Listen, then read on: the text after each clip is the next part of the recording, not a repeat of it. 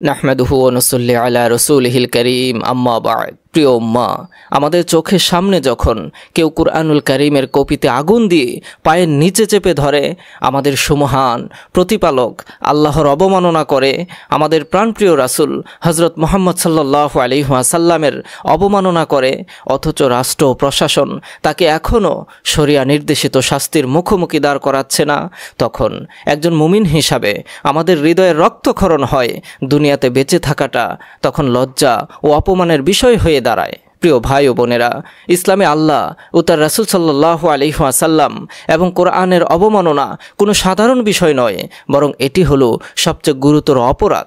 এটি কেবল ঈমানকেই নষ্ট করে না, বরং দুনিয়ার মর্যাদা ক্ষুণ্ণ করে, আমাদের নীতি নৈতিকতাকে নষ্ট করে, সমাজ ও রাষ্ট্রে অস্থিতিশীল পরিবেশ সৃষ্টি করে, যা সমাজ ও রাষ্ট্রের জন্য হুমকি।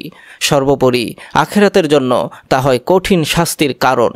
আল্লাহ তাআলা পবিত্র কোরআনে বলেন, নিশ্চয়ই যারা আল্লাহ এবং তার রসুলকে কষ্ট দেয়, লা'নাহুমুল্লাহু ফিদ দুনিয়া ওয়াল আখিরা, আল্লাহ তাআলা দুনিয়া এবং আখিরাতে তাদের উপর লানত করেন, ওয়া আ'আদ্দা লাহুম আযাবাম মুহিনা, আর তিনি তাদের জন্য প্রস্তুত রেখেছেন লাঞ্ছনাকর শাস্তি।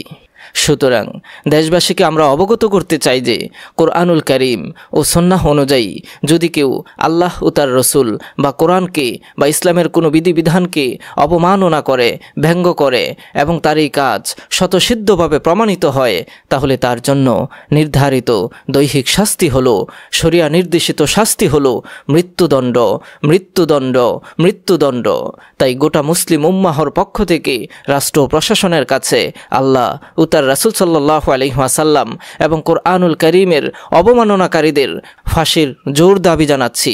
অতি দ্রুত তাদেরকে শাস্তির মুখোমুখি দাঁড় করাতে হবে এবং তা নিশ্চিত করতে হবে যেন ভবিষ্যতে আর কোনো ব্যক্তি এমন দুঃসাহস দেখাতে না পারে। আল্লাহ তাআলা আমাদের সবাইকে ঈমানে দায়িত্ব পালনের তৌফিক দান করুন। আমিন। ওয়া আখির দাওয়ানা আনিল হামদুলিল্লাহি রাব্বিল আলামিন।